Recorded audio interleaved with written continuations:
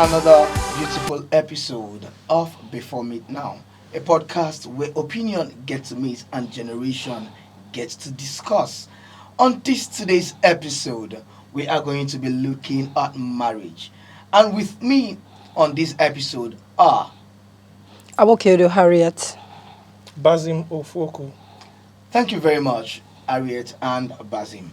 Today we're going to be discussing about marriage.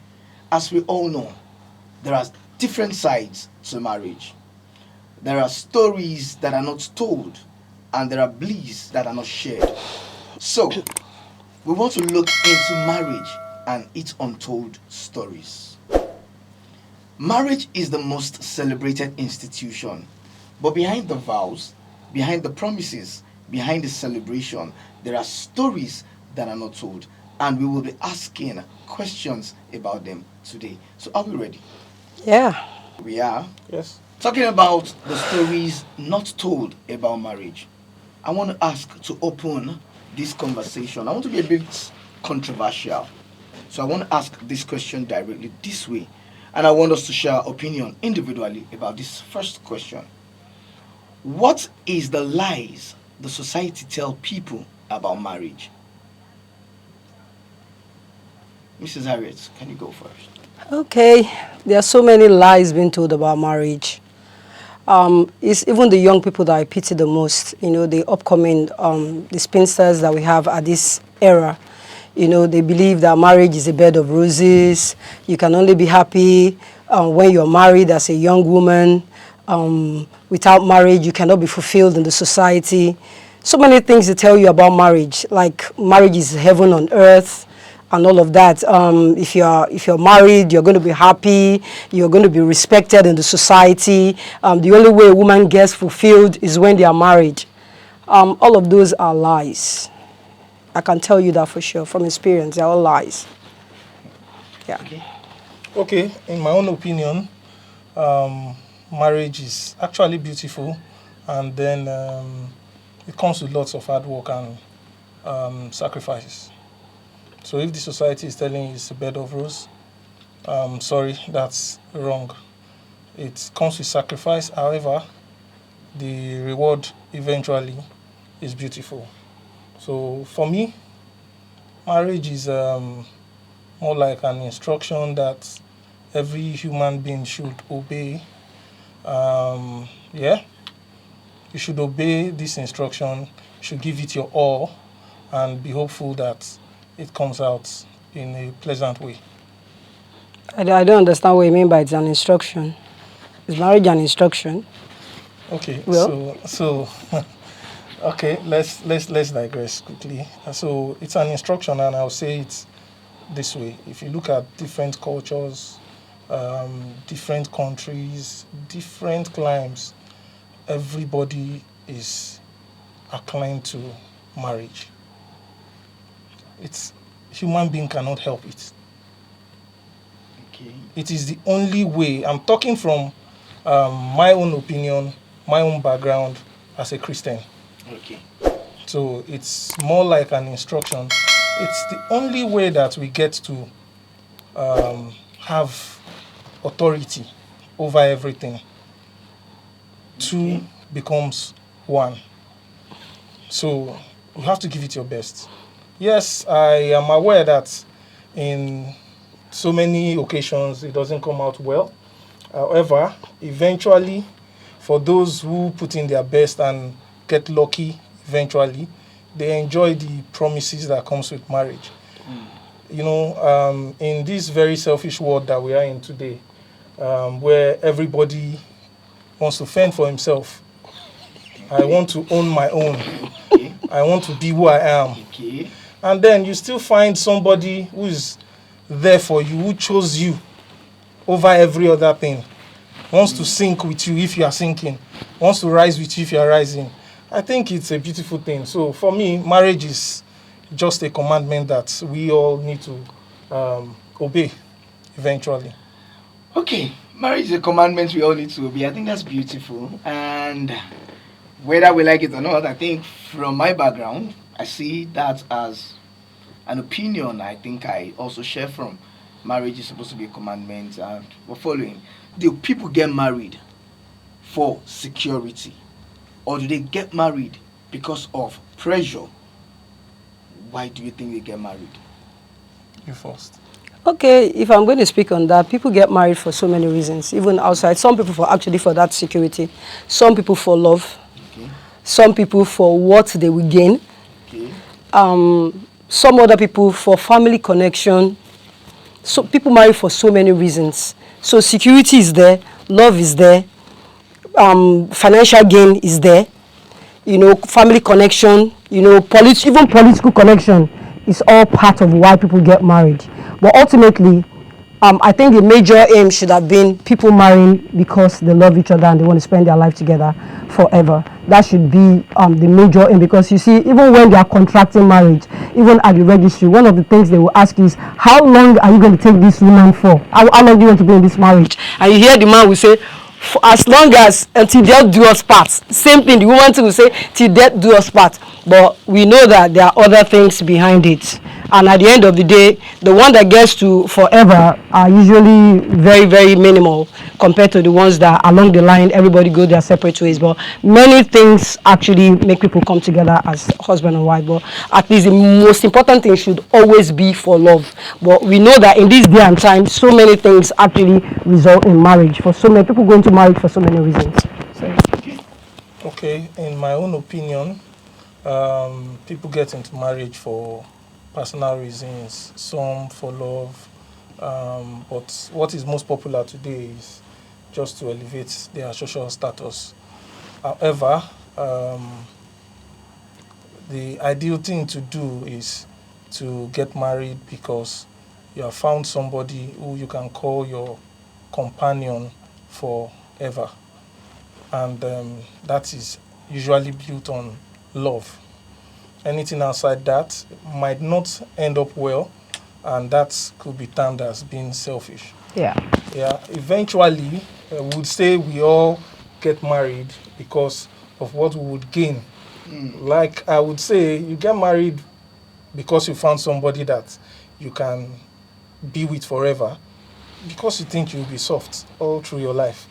That's why you chose that person. You won't open your eyes and pick up somebody that will cause you pain and sorrow eventually. So generally, we want to get married because we want to be loved even when we are old. We want to have a ride or die eventually. And that's the major purpose of getting married. All right, I like that part where you said we want to be loved, we want to have a ride or die. But you see, in the society we have today, we've heard different stories from different people talking about marriage is stressful, marriage is difficult, marriage is just overrated, and marriage is this, marriage is that. I would like to ask, is marriage really difficult, or did one choose a wrong partner? That's a very big question. That's a very big question that one has to really think about, deeply. You see, because from my experience, I'll tell you that marriage is difficult. Because it's a union of two people who are different. And at the start of that marriage, it's a case of, oh, I'm in love with this man. This man is equally in love with you. Okay, and so you're going into it with the mindset that you're working life with somebody who cares about you, somebody who loves you, no matter what you turn out to be. Because you see, I expect that if you're going into marriage with somebody, you should know their faults. You should know their good sides, their weaknesses, their strength, everything about them before you go into it. The other partner also should know all of those things. So if you both know all of those things about yourselves, you know your strength, you know your weaknesses, and you go into it with your eyes open. I know this man has these faults and I'm going into it. It's easy for you to navigate, but the problem with marriage, why I say marriage is difficult, why we say marriage is difficult, because along the line, I used to believe when I was younger that people don't change. That a man is the way he is, a woman is the way she is, she just grows on like that.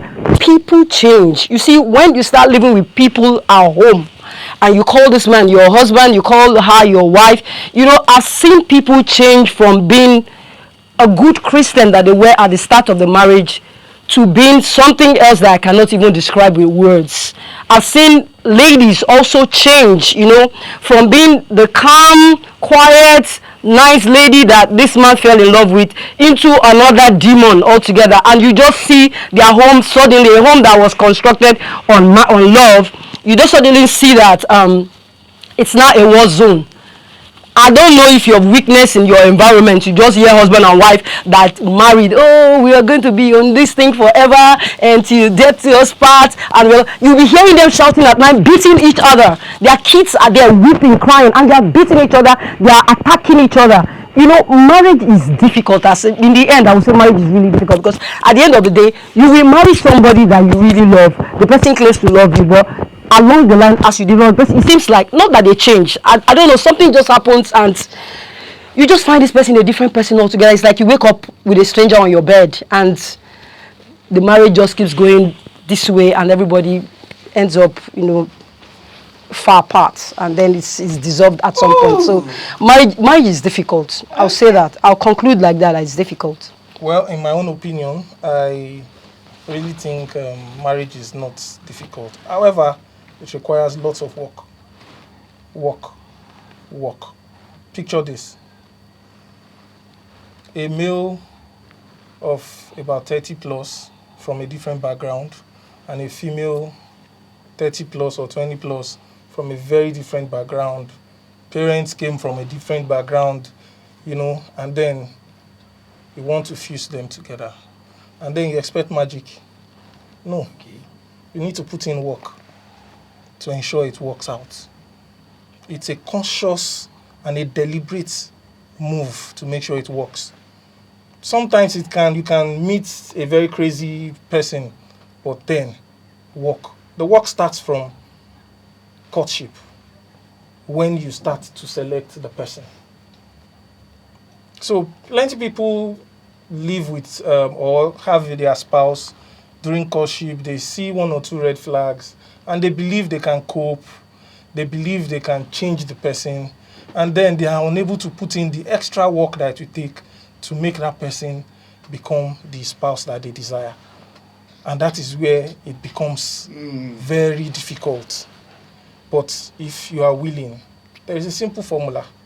Okay. What is the objective? From day one, what is our objective? We need to make this empire work. Problems will come. Challenges will come. There are times that I will think, how did I find myself in this space? But then I remember the objective. This has to work. Then we do everything to ensure it works. So marriage for me is not a difficult thing. It is just conscious daily work. Daily work. You have to keep on putting in your best. I have a formula that I tell every young man every time. You want your marriage to work, you have to learn to be deaf, dumb, and blind at different times. You choose the one that works for you. When there is chaos and your ear is the one that is going to make you fail, shut down, be deaf. You say marriage is people not putting enough work. It means most people in the world are not putting enough work, because if you look at the level of divorce today in our world, it's high. Yes, it's high. People don't even stay in marriage up to 5-10 years anymore. Like, you just have a woman marry a man, you have 2-3 children, before you know what's happening, everybody goes their way. And then the woman, especially the woman, is the one at the receiving end. Not that we don't know what it means to work with somebody having faults, or weakness. Like I said, before you go into marriage, you must know my faults. You must know that, okay, I'm the kind of person that I will not tolerate your nonsense. Or I must know also that, you're the type of person who drinks a lot, and when you drink, you can't control yourself. I must know you that way, because like you said, during courtship, everybody should get to know each other. The problem that we have in the world, actually, because that's another problem. During courtship, what men and women do is have sex. They don't really get to know each other. That's what they do. They just engage in all manner of, they copulate, they do all manner of things together. Rather than getting to know each other, you know, that, because that's another problem. You get to know this individual very well, then it is easy for you to bear when you start to see those challenges. For instance, if you know that a man drinks, and whenever he drinks, he has no control, and you love him that way, then when he drinks and you're in marriage with him, you know how to manage yourself. He's drunk again. When he gets well, we'll be fine. You know how to manage that. But the problem with people is that they see these faults. They go in with their eyes opened, and then when marriage starts, they now start complaining. He drinks too much. She talks too much. She likes material things. You know that this woman likes bone straight hair. You know this woman likes to dress very well. She likes expensive things. You married her like that. Now you bring her into marriage, because you said something too about people learning to change. Don't go into marriage expecting somebody to change to suit you. Nobody's going to change to suit you. The man is the man the way he is. The woman is also the one the way he is. I've seen some people who make deliberate attempt to try to accommodate their men and say, okay, he doesn't love me dressing this way, let me dress this way. I remember when I first got into it too, I usually have a certain way that I dress, and they want me to dress in this, and I'm like, but when you saw me, you know that this is how I dress. You know this is what I like to do. But in order to make peace, okay, sometimes you have to bend. Okay, that's what he was talking about, walking. You know, both of you have to walk. But there's a point it gets to that your real self still wants to stand out. That why do you want me to change completely for you? Are you also going to change completely for me? And that's where the conflict comes in. And because the two will not be able, at some point it gets to this point that you don't want to give in and he doesn't want to give in, and that's where problem comes into marriage. And you just discover that the man that you thought would die for you, or the woman you thought would die for you, is turning their back at you. You know, when the Englishman says there's a thin line between love and hate, the man that you thought that said he would go to heaven for you, he would swim the ocean for you, will now be the very person telling you, leave my home, I don't want to have anything to do with you. It amazes me till today when people separate, and even when they have children, they don't talk to each other, they block each other on phones. These are people who once lived together as husband and wife, they have children, they still have children, and then you see them blocking each other on WhatsApp, you can't communicate with this other person. Marriage is difficult. Let us just conclude, it's difficult. Well, I still stand with marriage requires plenty of work, and then you see, when people go into marriage in the name of social contracts, I want to elevate my status, that's not enough to hold the marriage.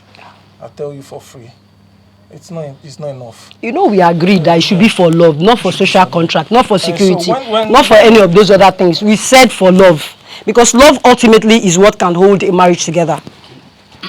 Okay, so when the marriage hits some brick walls, and then the first option is to opt out, that shows that the love is weakened at that point. It's weakened.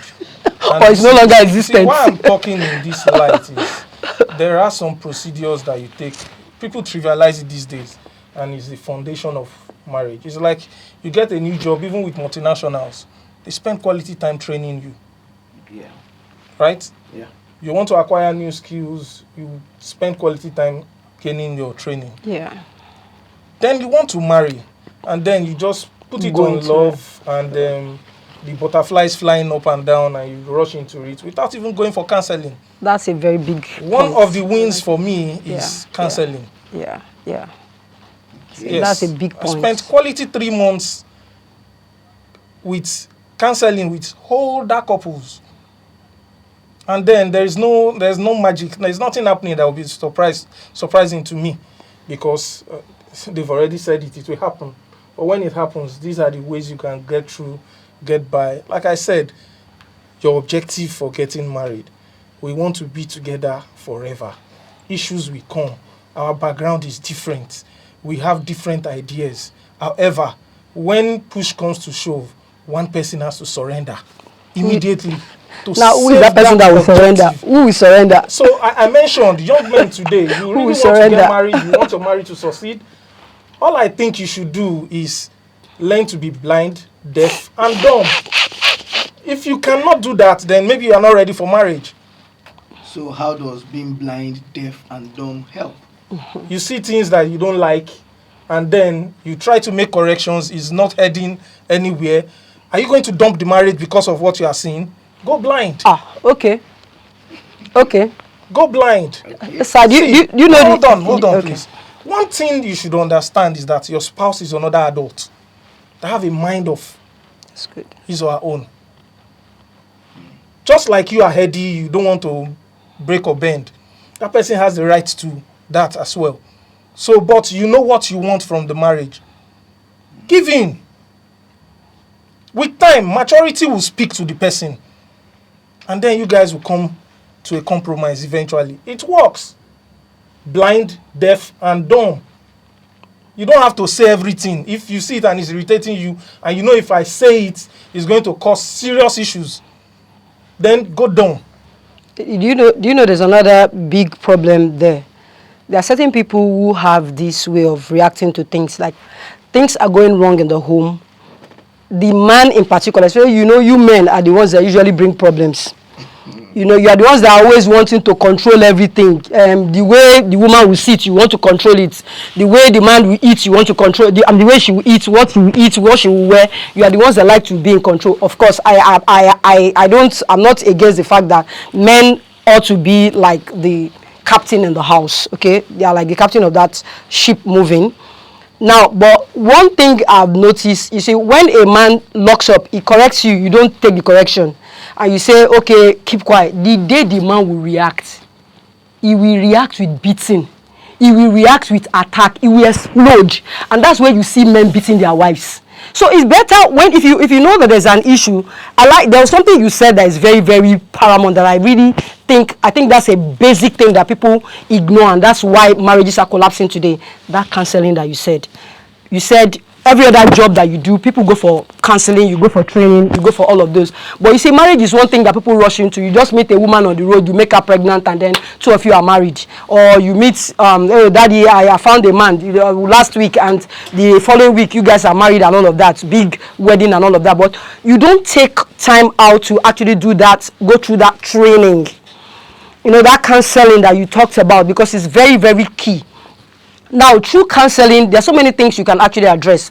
Like, you now find an issue, for instance, that is going wrong in your home, and then you've spoken to your wife about it. Wife, I don't like this thing you're doing. Please, I don't want this thing done this way. You say the first time, the third time, the fourth time. You see, that's where also family members also come in. Sometimes when you have, and because I'm telling you, you are shaking your head now. When you are counseling, you are telling a woman, I don't want this thing. You say, okay, no, I like the fact, I know he will want to go to that point where you say, don't bring the third party into your home. That's where beating starts from. If Osinachi had brought third party to her home, I'm sure probably the issue will not be the way it went at the end of it, that she lost her life. You understand? Because at a point, a man will not be able to stand certain things. He has warned you several times, and that's where women too ought to take notes.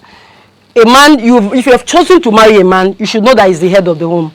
And if he has given instruction, you as a woman, you should find a way to actually adapt, find a way to, okay, it may not be exactly what you want, but if you want peace in your home, you should remember that the home does not have two masters, it has one master. And who is the master? The husband. You, the wife, you have to be the one that would actually sometimes bend. And truly, in this age and time, it is we women that bend a lot, not you men. Because you're making it seem like, oh, be blind, deaf, and dumb. Okay, it's women that usually bend a lot in many of these things. You do things the way you want to do, and you see us keeping quiet. Now, when you have warned your wife once, twice, 3 times, she comes from a place, she has a home. She has father, she has mother. I'm not asking you to go and call her friend or outsiders. These are people who are like the foundation of your home. When you're going to construct this your home, these are people you call. These are weaknesses. People who said, okay, I'm giving my daughter to you. Sometimes call them in, dad, mom, please, I need you to come over. Especially if your wife is the one misbehaving, call her mother and her father.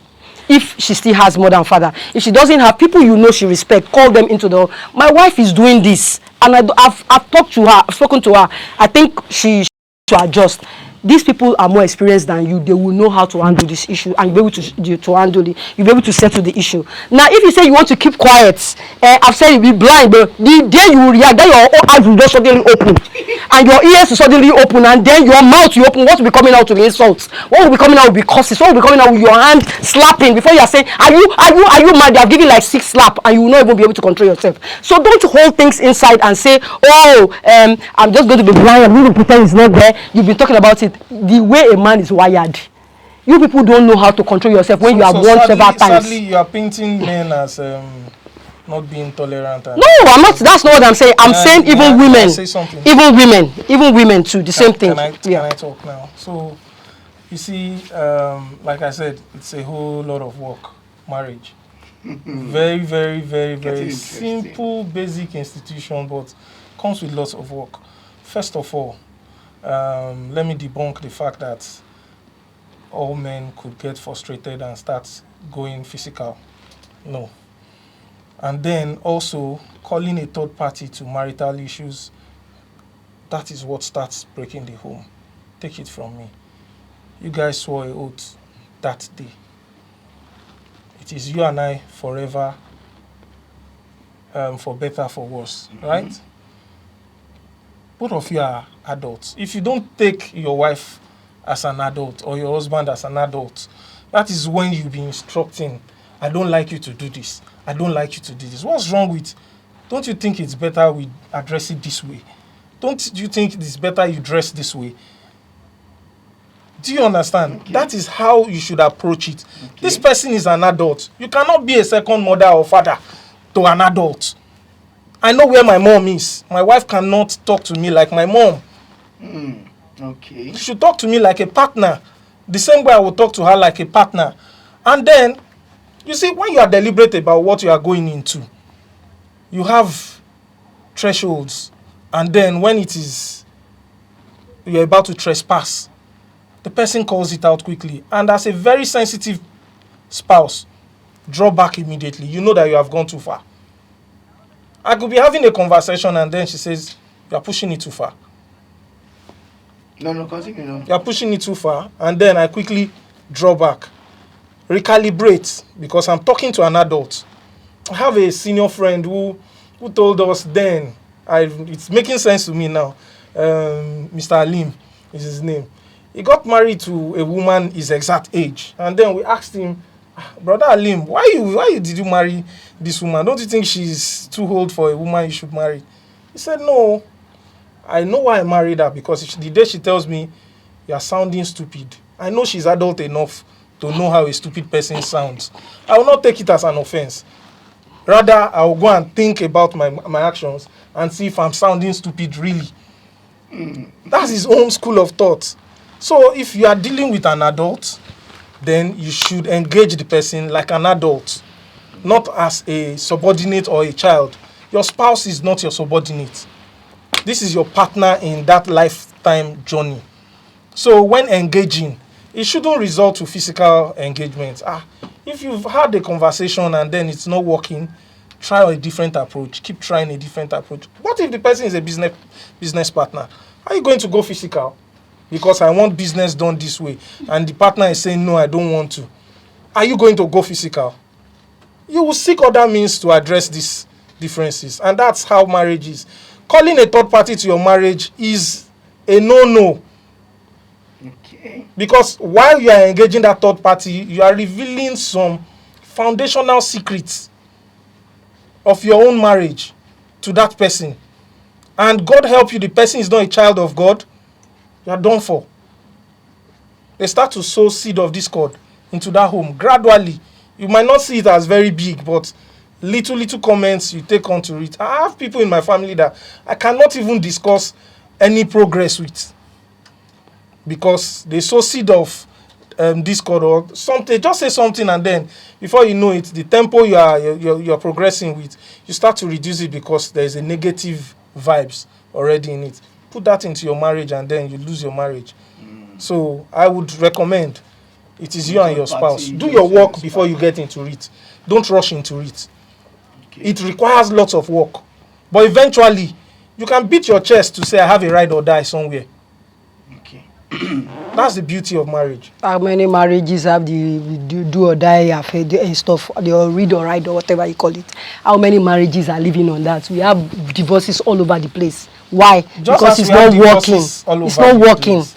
Okay, so It's not working. Those things don't work. Okay, Let's so call it spade a spade. a Don't mirror work. got broken, and then is it enough for you to say that the mirror is no longer functional as a mirror? Okay.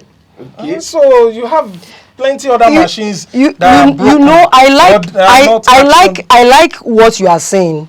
You see, but how practical is it? You know, I would really love if a man would be able to do that, your deaf, blind, and dumb thing you're talking about. I would really like it. How many men can be blind, deaf, and dumb in a home where they are the boss? How many? Why does the man have to be the boss? That's what is that not what we're all taught? So You know, in fact, when you're going, no, seriously, let me ask. No, I want to ask you a question. I want to ask you a question. Yeah. Who is the head of the home? The man. So what are we talking about? It doesn't make him the boss. He's the boss. He's not. Who is the head of the home? So here is this. Who is the head of the home? No, wait now. Let's make it clear. Who is the head of the home? You said the man. Why don't you just say the man and the woman are the head of the home? No, the man is Then the head of in the that home. case, if the man is the head of the home, then automatically is the boss. So he calls the shots. He cannot. He He calls the shots. No, what you should say. Well. No, what you should say. What you should say is that the man is the boss. The boss should know that the person who he's bossing over is somebody he loves. That's what we talk about. You know, Christ loved the church. The way Christ loved the church, a man should love his wife that way. You know, Christ is the boss, but Christ is not bossing it over his disciples. He's showing them love. You know, but how many of you are showing that love to your wives? How many of you are showing that love to your wives? How many? That's because the man is the boss. If there's no boss in that home, trust me, it's going to be torn apart. Because once two people are becoming, I'm claiming the boss, the man is claiming the boss, the woman is claiming the boss, that home has already started failing from the start. Automatically, when you are getting married as a woman, you should know that I don't believe in that arrangement where they say we are both equal partners. There's no equal partner in marriage. Somebody is in charge, and that's the man. So when you as a woman, you are going into marriage, you should know that the man is your boss. So when he starts to talk, and you also as a woman, you should be smart enough to know how to get things to your husband. Why don't you do things? So there's a better way to communicate with your husband and get them to do. Men are very easy to get to. If you want them to do something, women, especially a smart woman, if you want something from you are the boss, but you should be smart enough to know how to get your husband to do things. It's just that, you know, no, you're not the boss, he's the boss. So you know, by the time you start telling him, you know, when you start telling a man that you are the boss of the home, forget, you have lost it. The fight is gone. You have already lost the fight. You are my head. I cannot do without you. You know you are the one that I'm everything you want is what I want to do. But can't we do it this way? There's a way to put things across to a man. If you are smart and if you are an intelligent woman, you will get what you want. But the man remains the boss. Let us call a spade a spade. The man is the boss of the home. And if you want your home to work, then you must let him be the boss. Okay. That's the way it works. Otherwise, if you say you want to go and be claiming all those femininity and we are both equal and all of that, there's going to be a problem. So, exactly. And that's what is even one of the major problems that marriages are facing today. All right, we've heard a lot. Our ears are heavy. From marriage is not a lie, and marriage is a bed of roses, and it is not true, to one has to be in marriage to work very hard to be in it, and we've gotten to, no matter how hard you work, man will always be a man. All right. I think after all this said, I want to ask this question. Should one remain in marriage? Let's say you have a marriage, you've put all your best in, and for one or two reasons, for some reason, you're thinking it is not heading towards where you thought, but you already have children in the marriage. Is it wise to remain in the marriage for the sake of the children? Or when do one say, I need to quit? I think you need to define how deep the threat to the marriage is before we can respond. Because in my own perspective, marriage comes with lots of hard work. I will still repeat, be deaf, blind, and dumb every time. So what kind of threat? Of course, the Bible also gives chances to where you can opt out of the marriage. The society gives you that option as well Okay. to opt out. So you define that threat, and then our response will be. All right, that's fair enough. If I would define a threat, let us give an instance of emotional abuse or probably physical abuse. But in such condition, you have children in that marriage that still need to be catered for. Do you think it is wise for either man or woman? Abuse could come in both, from both gender. But do you think, for the sake of the sanity of the children, you want them to have a sound home where both parents are part of their growth? Do you think the children, for their sake, is a what to remain? Or at what point do you think you could call it a quit? Okay, for me, if the marriage has not degenerated to physical assault and battery, it might not be enough to pull the plug. And if it hasn't degenerated to infidelity, there might not be a need to pull the plug. Because if those two are not there, both parents can still align to remain in marriage and see how they can work things out because of the children. Okay. You see, the worst thing that can happen to the home is when the parents start to react in the presence of their children. What they've just done is to sow another seed, a negative seed to the children, that this is a result of marriage. And whether you like it or not, the trauma will come in the future. And then the daughter would feel, oh, every man is like my dad that treated my mom like XYZ.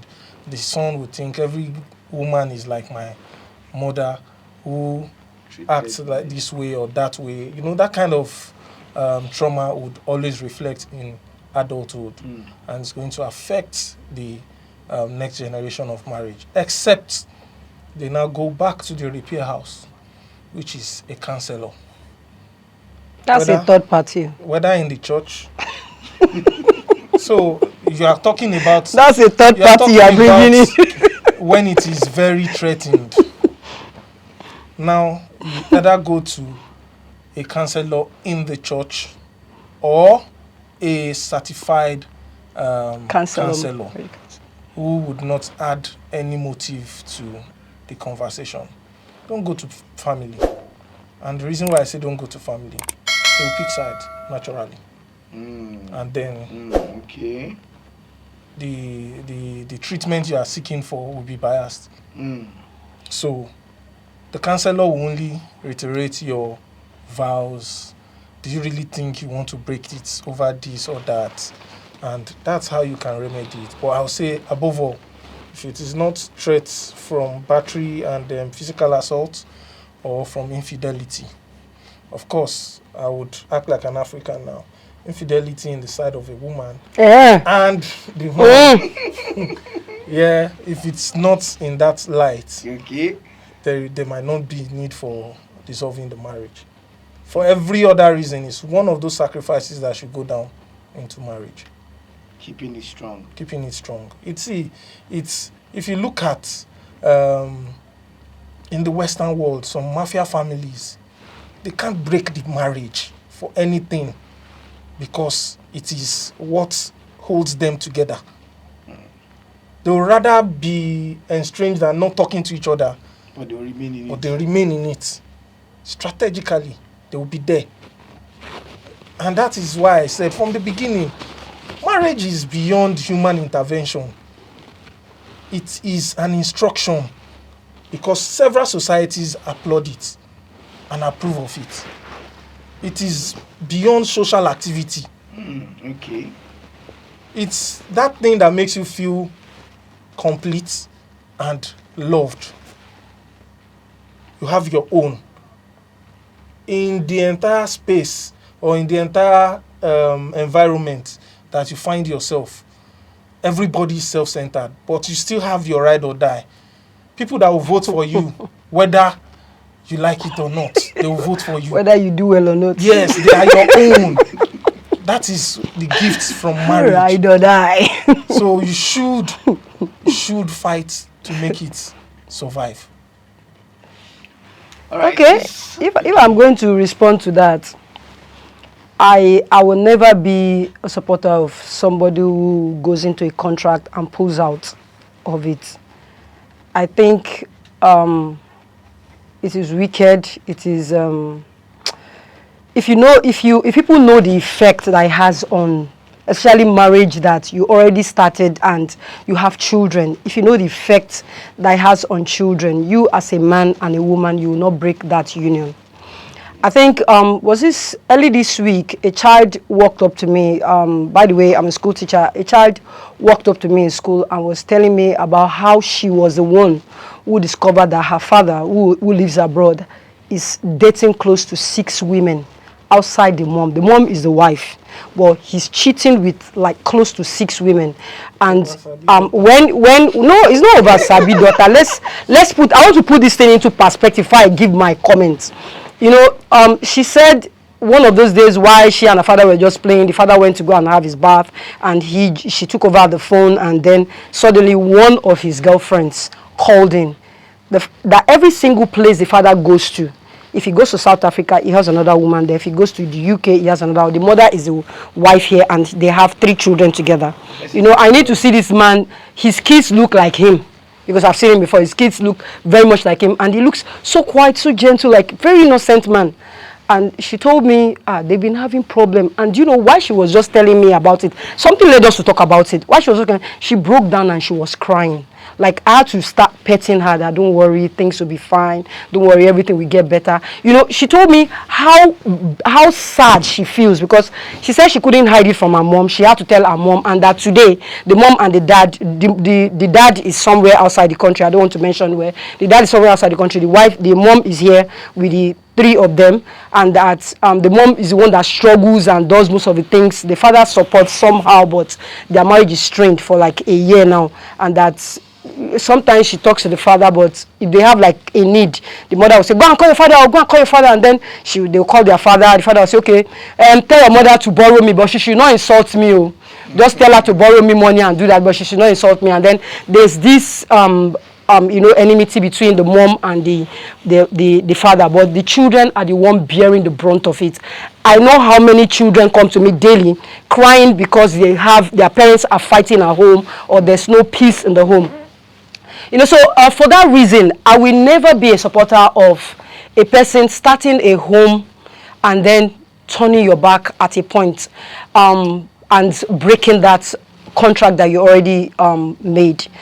At the courts, they always ask you, how long do you want to stay with this woman? Many men will say, till death do us part. The women too will say, till death do us part. Then along the line, why do we then break this thing in the middle of the road because of one challenge or the other? I believe there's no challenge that cannot be surmounted if the 2 parties are willing. But like he said, if staying means you losing your life, then it's better for you to opt out. Right. And that cheating thing is deeper than you men think. I want to stress it, because you see, men think that, oh, I'm just going to cheat, it doesn't hurt her anyway, I'm still giving her what she wants, I'm still loving her the way I want to love her. That's the worst thing you can do to a woman, to cheat on her. I'm speaking for every woman. That is the worst thing you can do to a woman, to cheat on her. You see, the person you're cheating with probably has some kind of diseases, has some evil spirits in them, all manner of things. You bring it to your wife. Sometimes some of you don't know that the reason why your wife ends up now going also to come and cheat on you as well is because you brought that spirit from outside. From the woman, the so-called loose woman you were with, you slept with her, your spirit joins together, then you bring it home. And then before you know what's happening, the woman who was so faithful, so committed, she also joins in and starts to cheat. And then the marriage breaks. So when you men think, oh, it's just an innocent cheat, it's the woman that when the woman cheats, that means she has betrayed us. It takes a big betrayal for a woman to break, to cheat. It is both sides. We men, the way we are wired, we don't want to be cheated upon. Don't cheat on us. It breaks us. And he said one thing: don't let us make marriage a must. It is not a must. Not everybody will marry. That's the truth. Some people will have the luck to get good husbands. Some people will not even have. Let people remain happy. Whichever, if marriage will make you happy, stay in marriage. If you are being single, know that you are being single. Also, there can also be happiness in being single as well. Because when we make it a must that people must marry, that's where all the rush comes in, and then the rush into marriage, and you rush out at the end of the day, and everything gets destroyed. So, Okay. You said something about they hate to be cheated on. yeah. What was your response to that? You I said, said no comments. oh, okay, no comments. No comments. We Cheating have- is not allowed in marriage. Thank you. It's a no. Thank you. All right, we've heard all the said and the back and the forth on this wonderful episode. It's been a beautiful moment having the both of you on set today with us, talking you. about marriage as an institution or marriage as a social, social norm. And from your buttressing, we realize marriage is a law. But from another angle, we understand that marriage is difficult. Now, I would like to ask this concluding question. What is that one thing you wish you had known before marriage and you think every other person should know before getting into marriage? What is it? Well, in my own case, I think I knew everything I needed to know before getting married. Like I said, I spent quality time during counseling. I also spent quality time on courtship with my wife. So nothing comes as a surprise to me till date. While I was choosing, I didn't choose what every other person will choose. I went for integrity and also somebody that understands the culture of marriage. And I've not found any challenge yet as regards what to know during the marriage. So I would say there is nothing that needs to be known that I've not known before I stepped into it. It wasn't a rush. I had quality time. My marriage is 10 years old, 10 years plus today, and I've known my wife for over 15 years. Okay. So we celebrate our friendship rather than the marriage anniversary. So anytime we do our anniversary, we also reflect on the fact that we've been friends for over 5 years before getting married. So there was no surprise. So there's nothing you think. And for me, just know your spouse very well before you hit the marriage. Very important, you know your spouse. So you don't hit a brick wall eventually.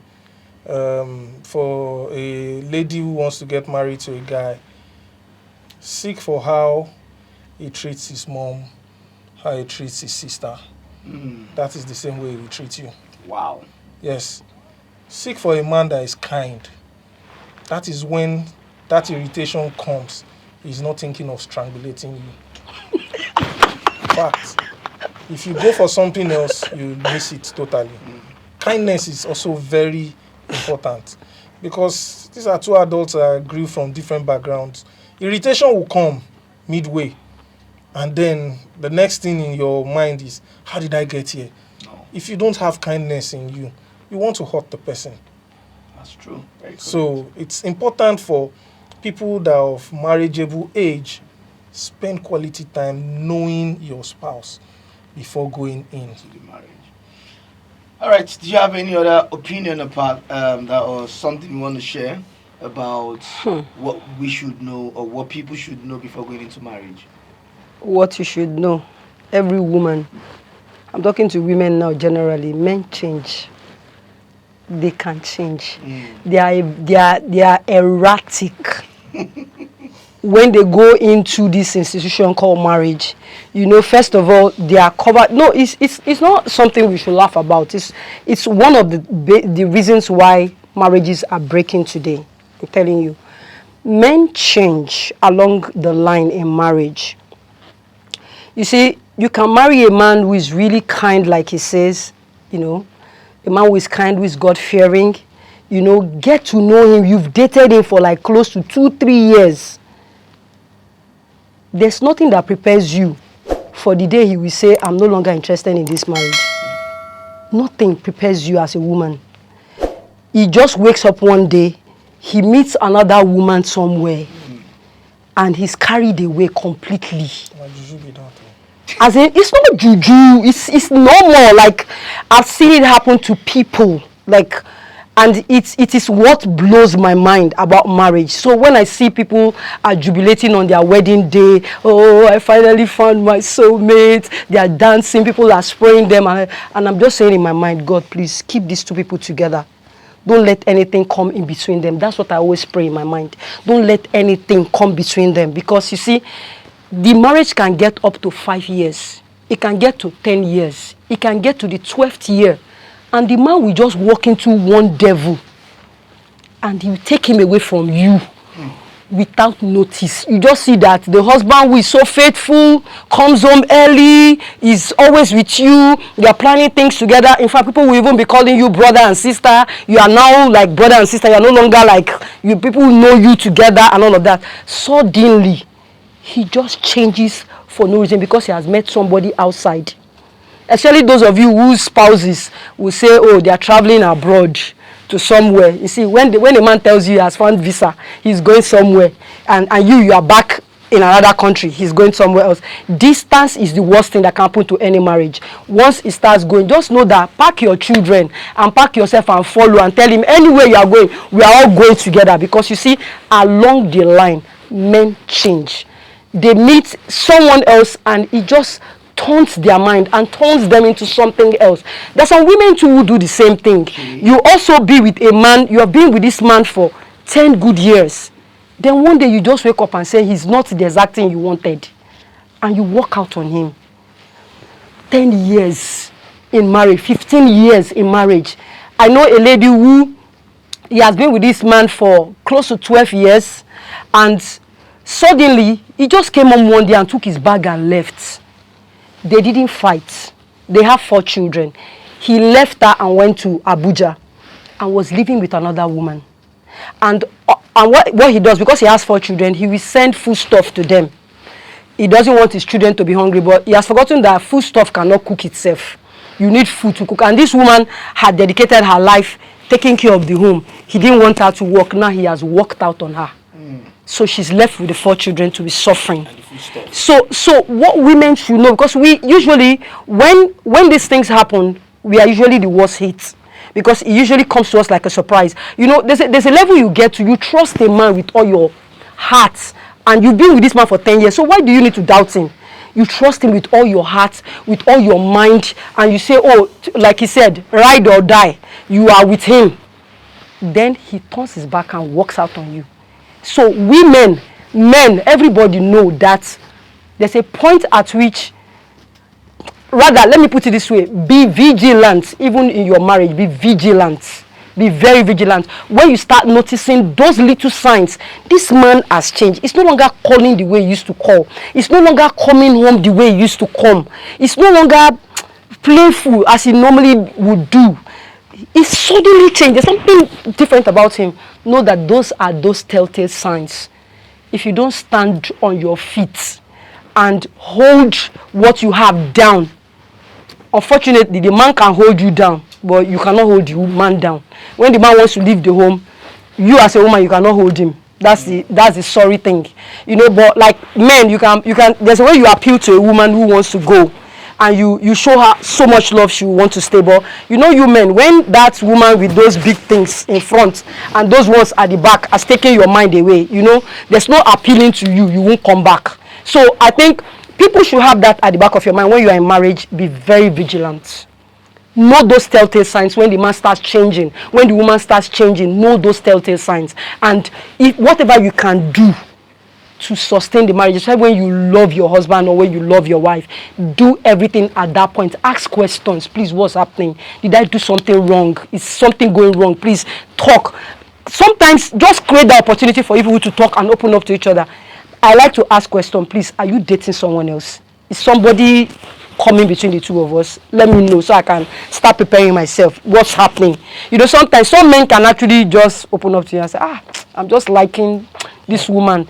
A pastor told me that he told me in his church, yes.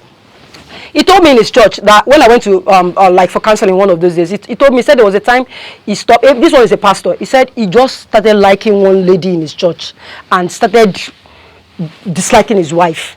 And he said his wife probably noticed. He was always calling that woman for counseling, always wanting to be in the midst of this one, very fair-skinned woman, beautiful. He said the moment his wife confronted him and said, you are my pastor, you are my husband, you are everything to me, please, are you having something with this other woman? He said, like, it was as if a scale fell off his eyes.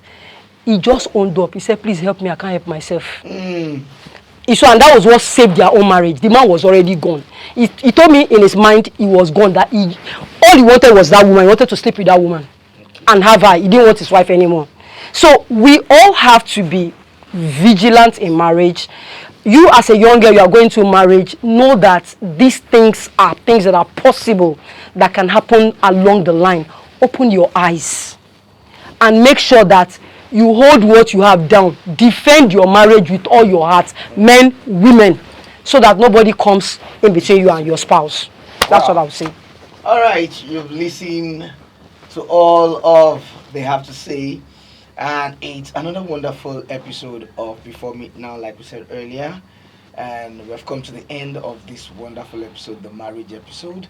Thank you very much for being a part of this episode. We hope to have you some other time on some other topic, because we love the energy and we love your insight, your opinion, and your point of view. Once again, thank you. Thank you so much. Thank you.